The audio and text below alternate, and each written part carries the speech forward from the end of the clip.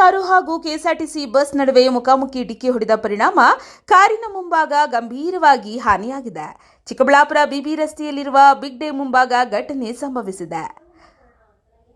ಅಂದಹಾಗೆ ಸಾರಿಗೆ ಬಸ್ ಚಿಕ್ಕಬಳ್ಳಾಪುರ ಕಡೆಯಿಂದ ಕೋಲಾರಕ್ಕೆ ತೆರಳುತ್ತಿದ್ದಾಗ ಎದುರುಗಡೆಯಿಂದ ಬಂದ ಇನೋವಾ ಕಾರು ಬಸ್ಗೆ ಡಿಕ್ಕಿ ಹೊಡೆದಿದೆ.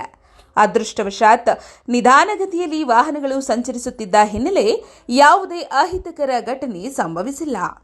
ಇನ್ನು ಕಾರು ಚಾಲಕ ಕುಡಿದು ವಾಹನ ಚಾಲನೆ ಮಾಡುತ್ತಿದ್ದನಂತೆ. ಈ ಘಟನೆಯು ಚಿಕ್ಕಬಳ್ಳಾಪುರ ಸಂಚಾರಿ ಪೊಲೀಸ್ ವ್ಯಾಪ್ತಿಯಲ್ಲಿ ನಡೆದಿದ್ದು, ಸ್ಥಳಕ್ಕೆ ಸಂಚಾರಿ ಪೊಲೀಸರು ಭೇಟಿ ನೀಡಿ ಪರಿಶೀಲನೆ ನಡೆಸಿ ವಾಹನಗಳನ್ನು ವಶಪಡಿಸಿಕೊಂಡರು.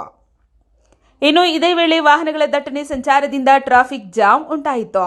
ಇದರಿಂದ ಪೊಲೀಸರು ಟ್ರಾಫಿಕ್ ಜಾಮ್ ನಿಯಂತ್ರಿಸಲು ಹರಸಾಹಸ ಪಟ್ಟರು. ಸರ್, ನನ್ನ ಹೆಸರು ಸಂಜೀವ್ ಕುಮಾರ್ ಪೂಜಾರಿ ಅಂತ.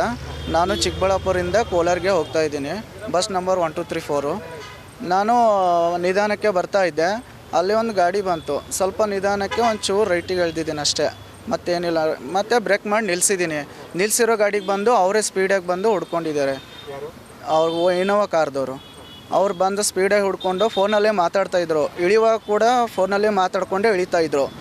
ಮತ್ತು ನೋಡಿದರೆ ಆಮೇಲೆ ಅವ್ರಿಗೆ ನೋಡ್ತಾ ಇದ್ದೀನಿ, ಒಂದು ಕಾಣಿಸ್ತಾನೆ ಇಲ್ಲ. ಅವ್ರು ಎಲ್ಲಿಗೆ ಹೋದಾರ ಸಿಗ್ತಾನೆ ಇಲ್ಲ. ಅವರು